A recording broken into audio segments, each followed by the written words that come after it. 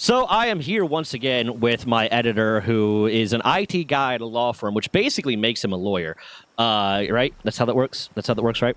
Yep. Yeah, let's just go with that. I'm sure Okay. no one will get mad at that. Yeah, no one at all. I got a lot of comments on the recent video that was basically, well, patent law, this, patent law, that. So I did a quick bit of research into Japanese patent law and into American patent law to an extent, and honestly found out some stuff that is surprising to me with American patent law, because I did not know how this is work, that might kind of make the case for Nintendo in a way that's super shady.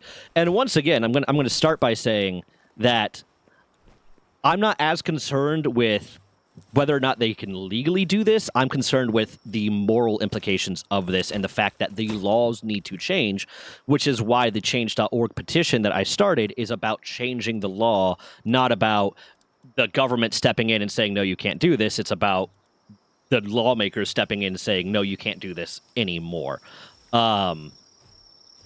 So the first bit of it is, one of the things that was mentioned to me is that Japan is a first inventor to file country.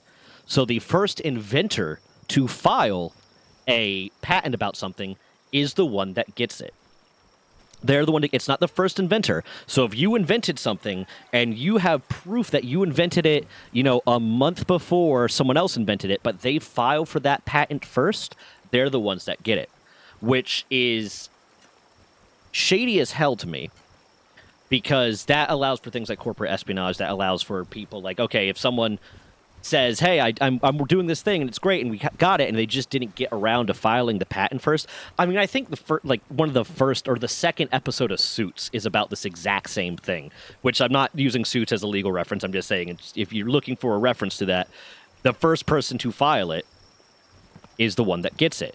And apparently, since 2013, that is the way American and most other country patent laws work too, where it is the first person to file the patent is the one that gets it, not the person to invent it that gets it. And real quick, so everyone knows, I recognize that all my pals are depressed. Every time I log in, they are, because that's just the way that the server ends up working. I'm fixing that right now. It's going to be fine. My pals are well taken care of. Don't worry about it. But that is the way that the patent law works. So my first thought when I read that was like, oh my God, Nintendo might technically legally be in the right here because they filed the patent first. I think that's definitely something that needs to be amended and stopped, because what that creates is a system where everyone has to file a patent for everything. Because if they don't, someone else might invent it right afterwards. If they don't, for moral reasons. Like when Jonas Salk invented the polio vaccine, he did not patent it for moral reasons, because he wanted everyone in the world to be able to get access to the polio vaccine, and he didn't want it behind a wall of some company having it and charging out the ass for the polio vaccine. And I think this is kind of a similar thing. If a company with a moral inclination to not patent something because they want it to be publicly available, they want the freedom of expression, they want freedom of art, they want the world to grow. Basically, like the same way that the SCP Foundation stuff is under a Creative Commons copyright license, where anyone can use it as long as anyone can use anything created for SCP as long as it is attributed to the person that technically created that specific form of SCP or that specific story within the SCP community and stuff like that. So effectively, that kind of stops that, because with patent law now, it's the first person to file it gets the patent, and that is morally gray. And I thought, okay, that screws us. That screws Power World, because Nintendo filed the patent first, because Power World didn't file a patent, and Power World, maybe in this landscape, they should have. And that sort of law, that first to file law, kind of creates a landscape where you have to file a patent for everything or risk it being taken away from you. But I did a little bit more reading. Because I was wondering about prior art. I was wondering about the concept of prior art, because that's just common sense. That if you made something first and the world knows that you made something first, someone else patenting it and taking it and saying, this is mine now, shouldn't be legal. And I can't imagine a world where politicians aren't corrupt where that would happen. And, unfortunately, we live in the world where politicians are corrupt. So I got a few things up here. One, here is, and you can see this, right, Mammoth? Yep.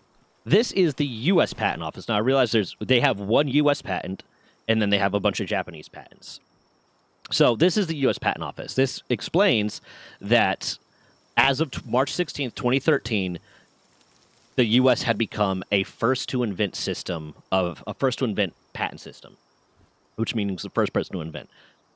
But if you go down here, you can say look at the first inventor to file statutory framework chart. Go over here. This is the first to file statutory framework chart, and it explains the basis for rejection based off of that first to file system. Now I'm going over U.S. I'll go over Japanese in a bit. But when it's talking about prior art, disclosure with prior public availability date. Let's go down here. A person shall be entitled to a patent unless the claimed invention was patented, described in a printed publication, or in public use on sale, or otherwise available to the public before the effective filing date of the claimed invention. So if it's already released, if it's already on sale to the public, you can't get a patent because it's already out there. It's already out there in the public domain. The claimed, or not public domain, but it's already out there. The public knows about it. It's already publicly available. The claimed invention was described in a patent issued under Section 151 or in an application for a patent published or deemed published under the Section 122B, in which the patent or application, as the case may be, names another inventor and was effectively filed before the effective filing date of the claimed invention. So, someone else filed a patent, wasn't in public use yet, wasn't publicly available yet, but someone else filed a patent. You can't file a patent for that. The exceptions for the prior art concept, and you look at the time frame for this. A disclosure made 1 year or less before the effective filing date of a claimed invention shall not be prior art to the claimed invention under subsection Alpha 1 if the disclosure was made by the inventor or joint inventor or by another who obtained the subject matter disclosed directly or indirectly from the inventor or a joint inventor, or the subject matter disclosed had before such disclosure been publicly disclosed by the inventor of a joint inventor or another who obtained the subject matter disclosed directly or indirectly from the inventor or a joint inventor. Basically, if it's released within a year, if, like, say I just filed for a patent for something today, but I talked about it. I invented it and I talked about it 6 months ago. It's not considered prior art because that's just, I guess, it could be seen as me hyping up my invention or hyping up whatever this is, or me discussing it and writing a paper on it and then filing a patent for it kind of thing. If it's within that 1 year of filing, that's U.S. law, 1 year. A disclosure shall not be prior art to a claimed invention under subsection Alpha 2 if the subject matter disclosed was obtained directly or indirectly from the inventor or a joint inventor. The subject matter disclosed had, before such subject matter was effectively filed under subsection Alpha 2, been publicly disclosed by the inventor or a joint inventor or another who obtained the subject matter disclosed directly or indirectly from the inventor or joint inventor. The subject matter disclosed in the claimed invention not later than the effective filing date of the claimed invention were owned by the same person or subject to an obligation or assignment to the same person. Basically, kind of say it's covering the asses. If someone finds out about this or if it's disclosed within that time period, it's not considered prior art.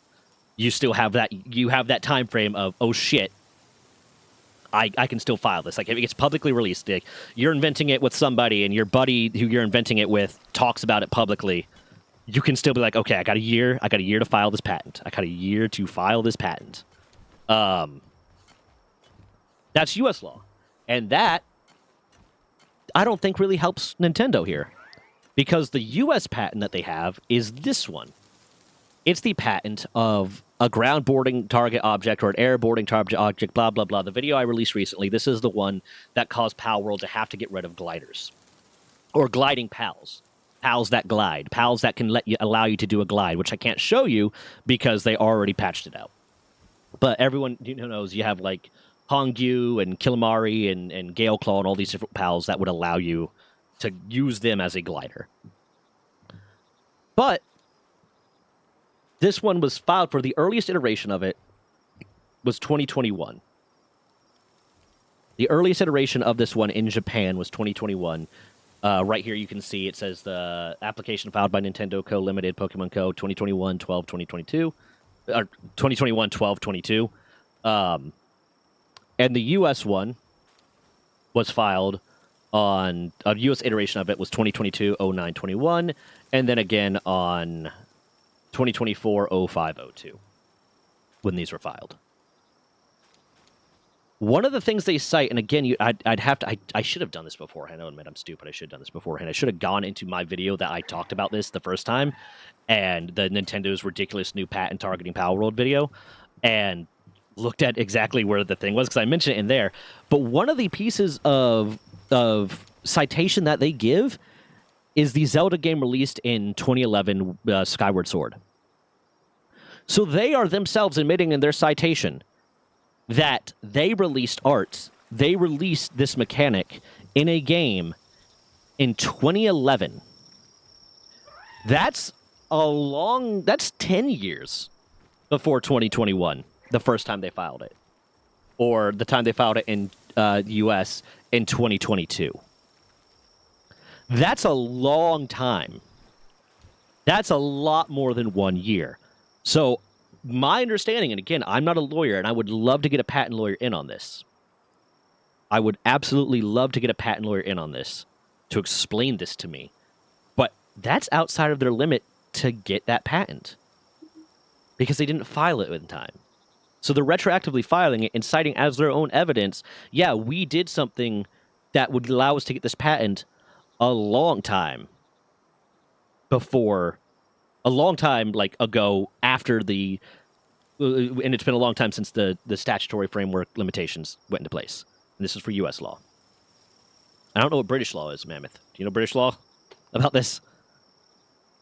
As a lawyer, definitely. No, I don't. I haven't got a clue. Probably A the same, disclaimer, I he's would not a assume lawyer, he US. works in IT. It's a joke. It's a fucking joke. So that's the U.S. law. So I went over to the Japanese law. And the Japanese law is like, they don't have their database fully translated. Like, it has to go through different things to get translated in English. But here's one that has it in English. This is jpo.go.jp. That has at least a breakdown of their law translated to English. What should I know before I file a patent application? First of all, you should know about the first to file principle. According to Article 39 of the Patent Act, when two or more patent applications are filed for an identical invention or on different dates, only the applicant who filed the patent application first will be entitled to obtain a patent for that invention. This is called the first to file principle. This means that if any other applicants file application for the same invention after the first applicant has applied, those later applications will be refused. Again, the first person who invented it to file it gets it, similar to the way U.S. law works, similar to the way apparently a lot of countries' law works now. Secondly, make sure that you do not publish or disclose your invention before you file an application. In Japan, any invention that has been disclosed before a patent application has been filed for that invention basically will not be granted a patent. However, Article 30 of the Patent Act makes an exception to this rule, similar to the 1 year exception.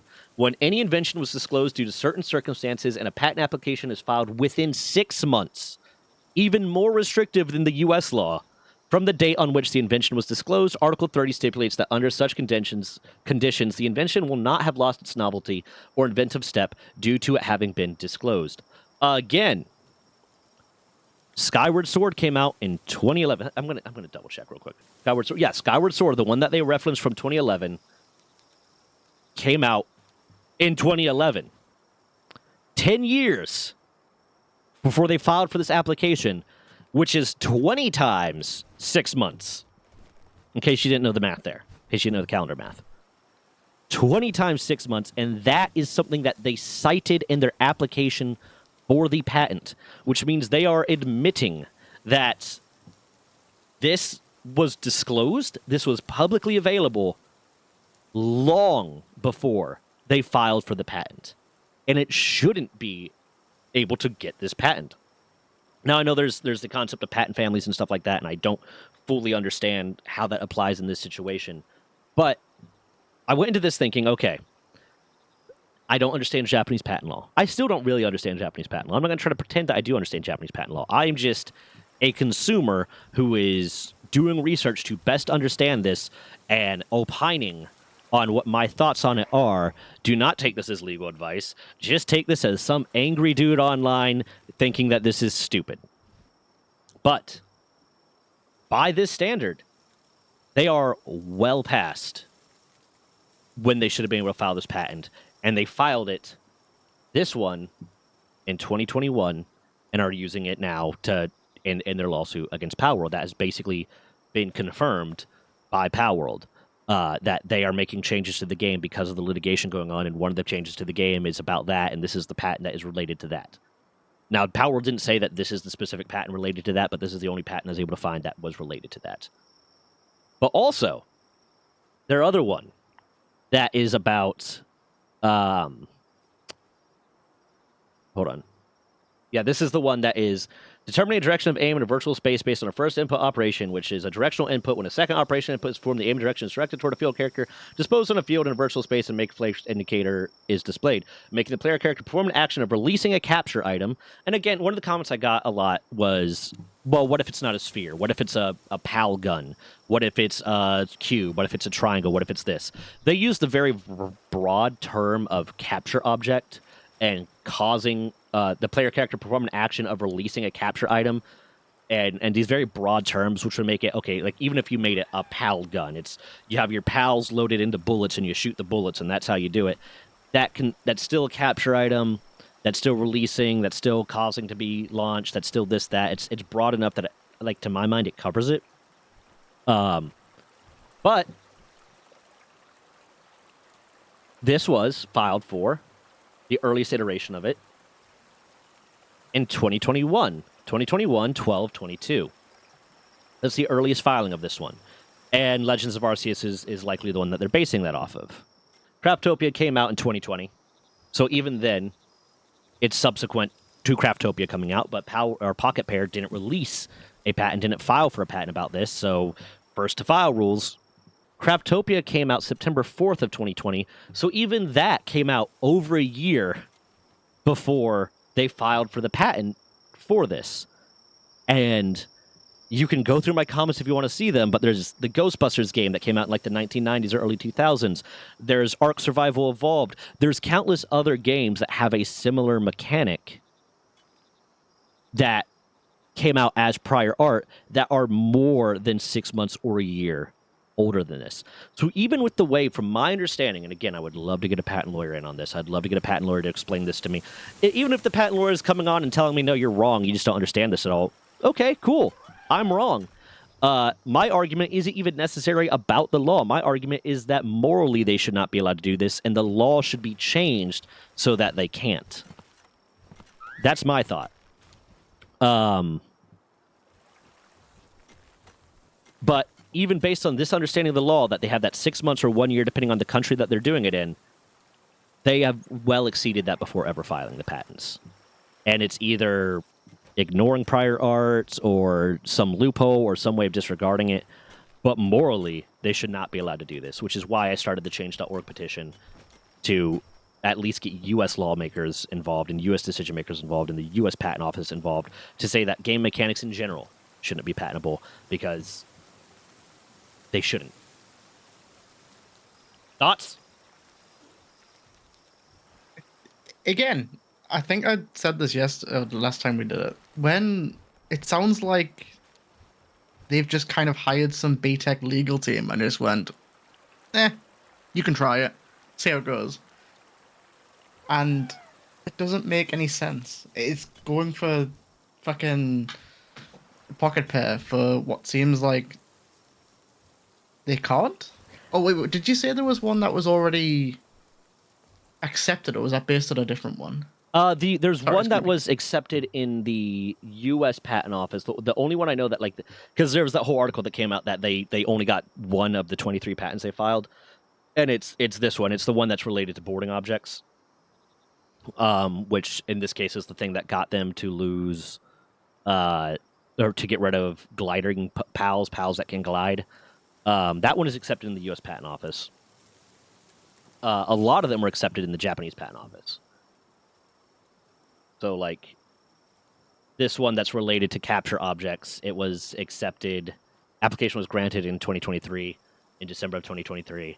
So a lot of the Japanese ones apparently have gone through. But does that not completely go against the whole 6 month rule or 12 month rule? Then? That's what I'm saying. So even with the way that Japanese patent law works, and even with the fact that it's a first to file thing, the prior still art getting it. existed. And even if even if we lived in a hypothetical world where all the prior art that existed related to this was something that Nintendo created, it was out for longer than 6 months to a year. It had been publicly out for longer than 6 months to a year.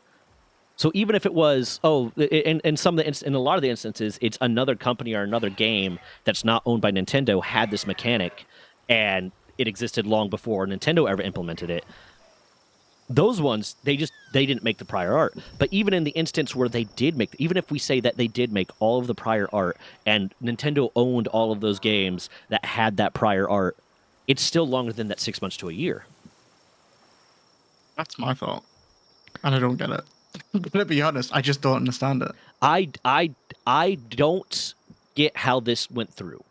I do not understand how this went through, and I'm wondering, and I really, really hope that they manage that Pocketpair beats this and the judges rule against Nintendo in every single step of this. But to me, it's like we said before, it comes off to me as a bullying tactic.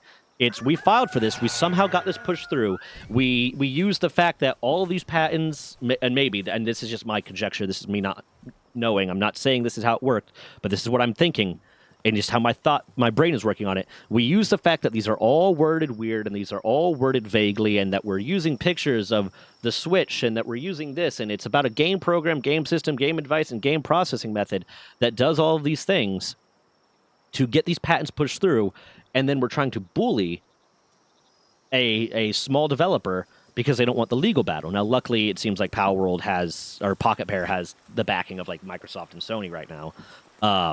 So hopefully it gets by. But it doesn't seem like this is a patent they should be legally allowed to have based on their own patent laws.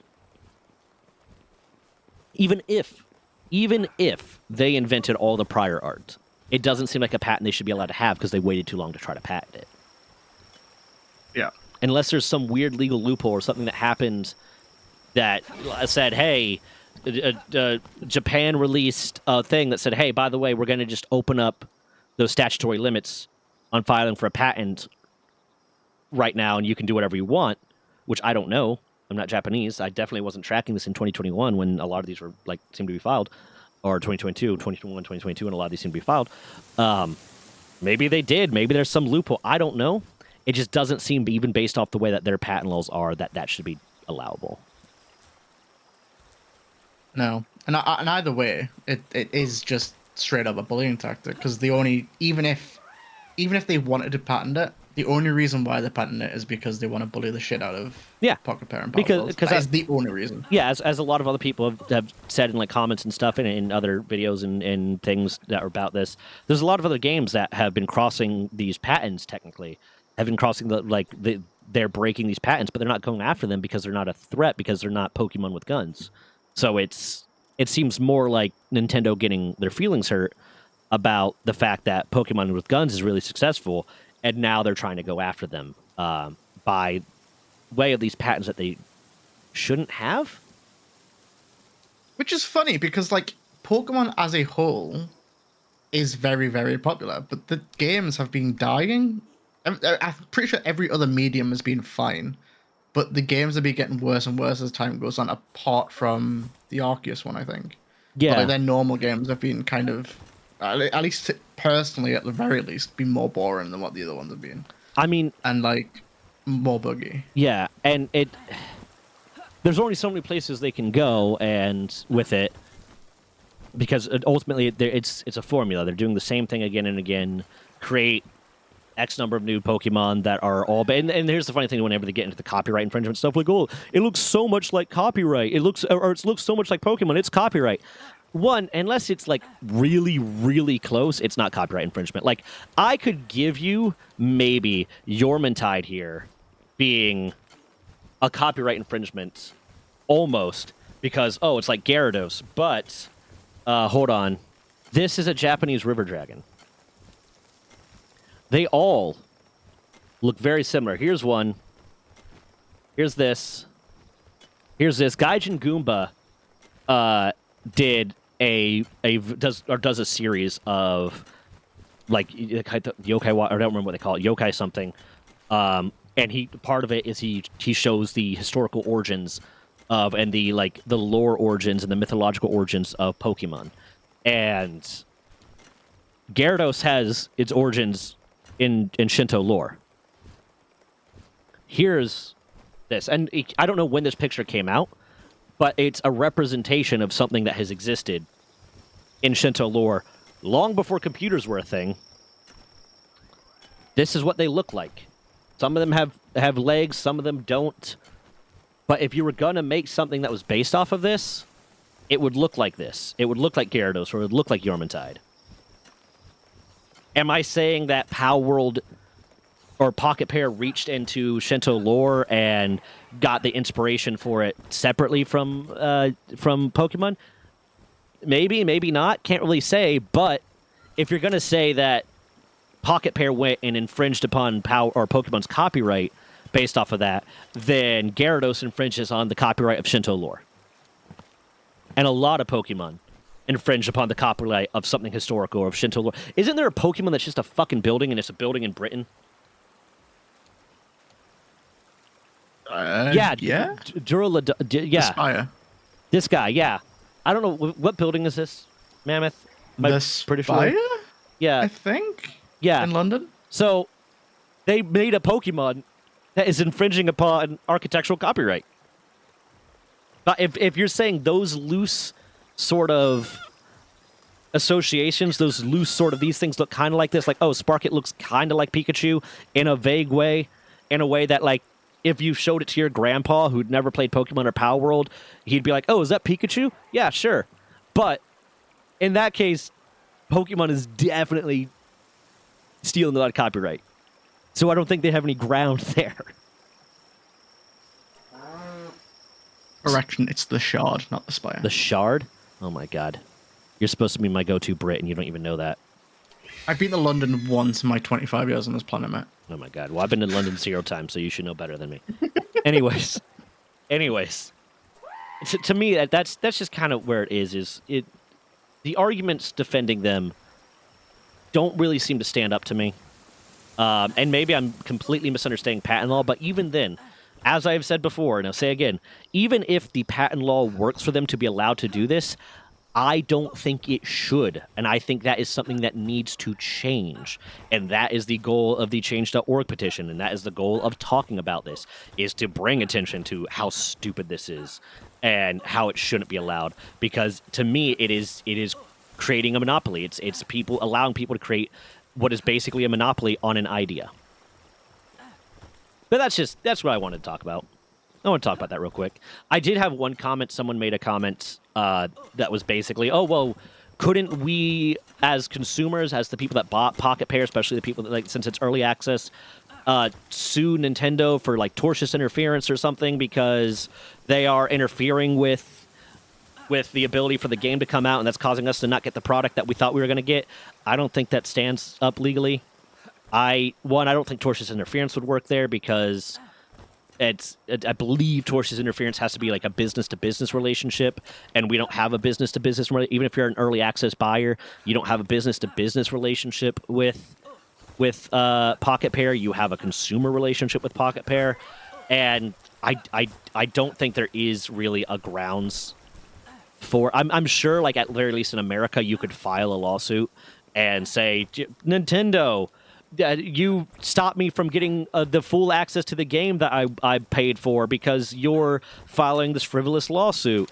And yeah, you can file that lawsuit. In America, you can file a lawsuit for just about anything. I don't think it would stand up to anything. I don't think a reputable lawyer would take that, and I don't think it would really stand up. It would be interesting if we lived in a world where consumers can file a lawsuit against a company for stopping a company they bought something from being able to make their product when it was a frivolous lawsuit. But I feel like the only people that would really be able to file a lawsuit against Nintendo for that are Pocketpair. So I don't think that would really stand up. But yeah, that's. I just wanted to talk about that real quick. Mammoth, you got anything else to say? Just that even if the...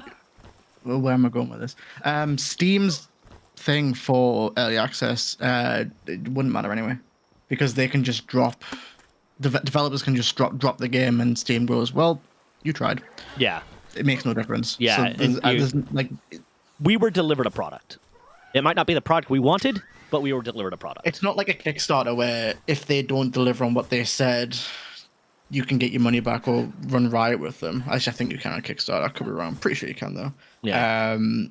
But with early access stuff, is you're buying it as it currently stands, knowing well it's subject to change. Yeah. Go fuck yourself. Yeah, it's that would be a really hard one to enforce. But with that, I'll stop there. I'll say I'm gonna like try to keep my eye on this, and I want to start reaching out to like other things that interest me and other topics that are going on in news in the world that interest me that aren't political necessarily. This is but this is more about patent law than politics. So if you want to keep listening to me talk about this thing that I'm not a lawyer about, but it's interesting me, then leave a subscribe and turn on the notifications, because like 0.3% of my views on any of my videos ever come from notifications, because I checked, like no one has notifications on. So turn on notifications, subscribe, like and share the video so that more people can see it. And let's see when the next time something interesting happens for me to talk about this. Okay, bye.